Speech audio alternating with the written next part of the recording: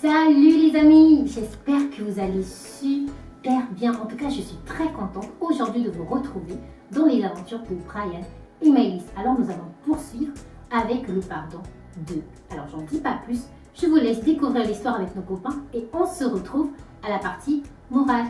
A tout de suite. Le pardon 2. Nous sommes le mercredi après-midi. Brian revient du magasin de jardinage avec son papa. Ils sont heureux car ils ont trouvé de nouvelles fleurs à planter dans leur jardin. Viens m'aider, Brian, s'il te plaît. On va planter les fleurs jaunes ici.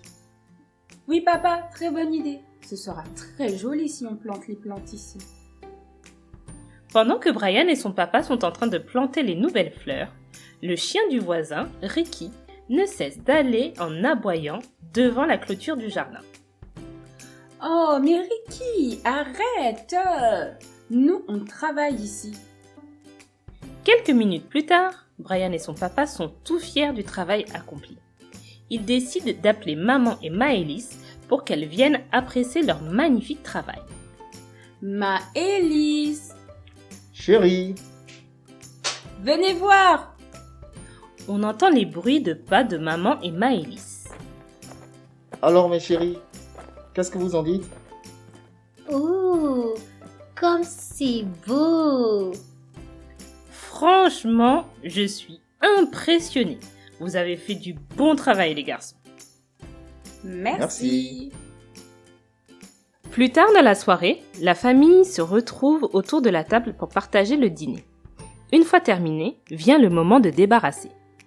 Brian et Maëlys, venez m'aider à débarrasser la table, s'il vous plaît. Ok. Moi, je vais en profiter pour aller arroser mes nouvelles et jolies fleurs. Maman sort dans le jardin.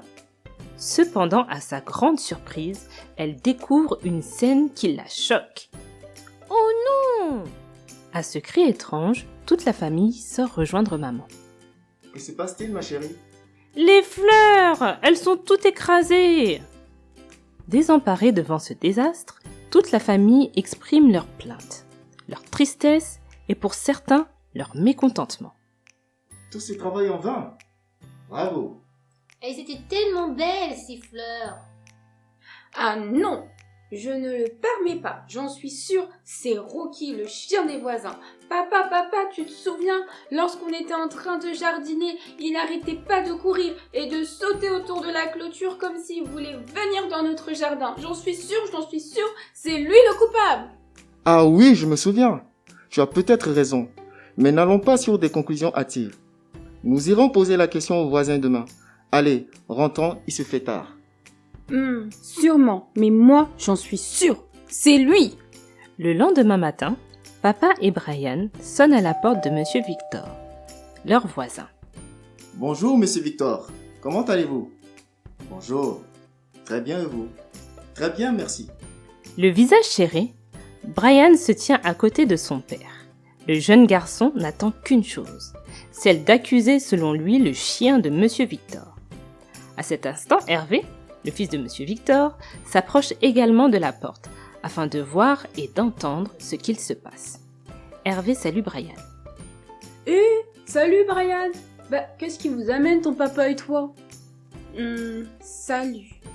Eh bien, écoutez, nous avons planté des fleurs hier après-midi dans notre jardin et lorsque ma femme est sortie le soir pour les arroser, elles étaient toutes écrasées. Votre chien était juste à côté lorsque nous les plantions. Du coup, nous nous demandions si à tout hasard, c'était lui qui avait abîmé nos plantes. Moi, je suis sûre que c'est lui. Il est toujours en train de s'agiter à côté de notre jardin et vous ne le tenez jamais en laisse.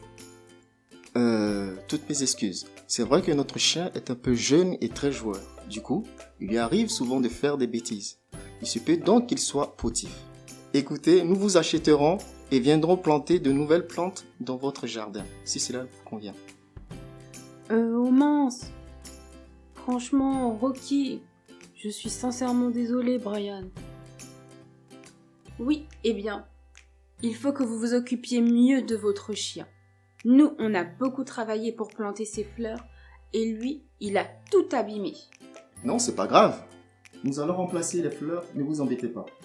Mais s'il vous plaît, faites attention aux chiens pour les prochaines fois. D'accord. Merci messieurs, merci de votre compréhension. Oui, c'est promis, ça se reproduira plus.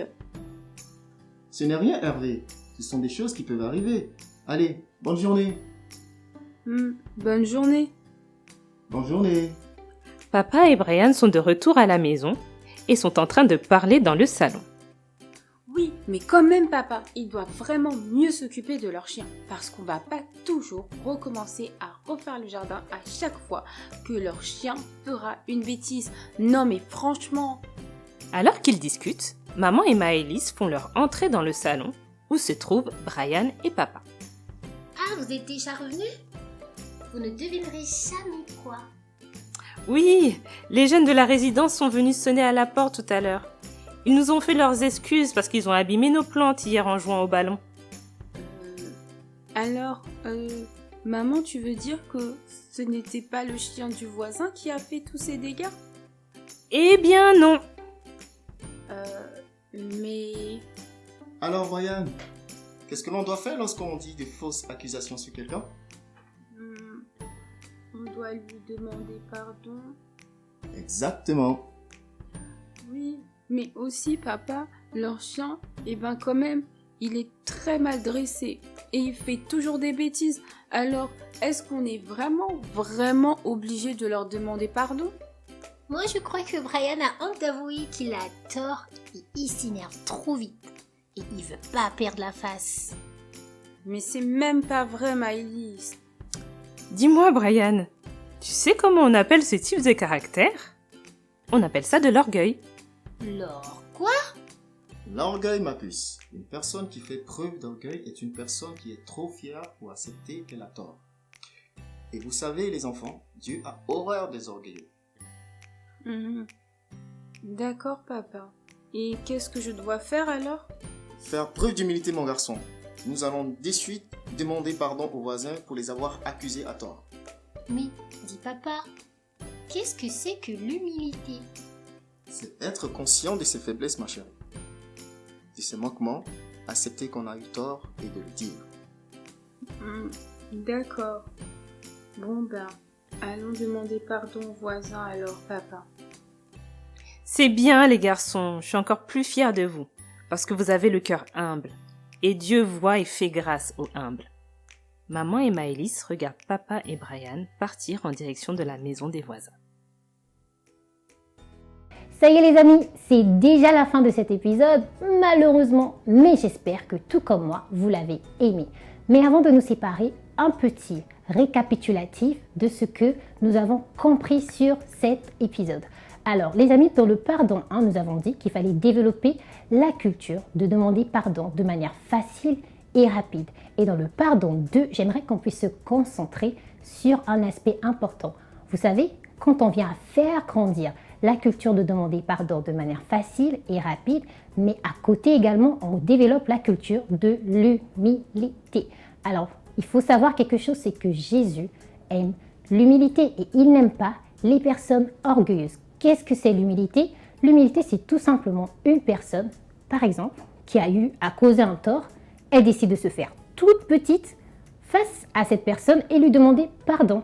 Et à l'inverse, une personne qui est orgueilleuse, elle va décider d'être au-dessus, croire qu'elle est au-dessus de tout le monde et qu'elle ne peut jamais avoir tort et encore plus, elle ne peut pas demander pardon. Mais heureusement pour nous, dans cet épisode, nous l'avons bien compris et il va falloir qu'on puisse développer la culture de demander pardon rapidement, facilement et cela va nous rendre également humbles et c'est ce que Jésus aime. Donc voilà les amis, j'espère que vous l'avez bien compris et que vous allez le mettre en pratique. Alors je vous salue dans vos maisons au nom de toute l'équipe. Que Dieu vous bénisse et on se dit à très vite pour de nouvelles aventures. Au revoir les amis.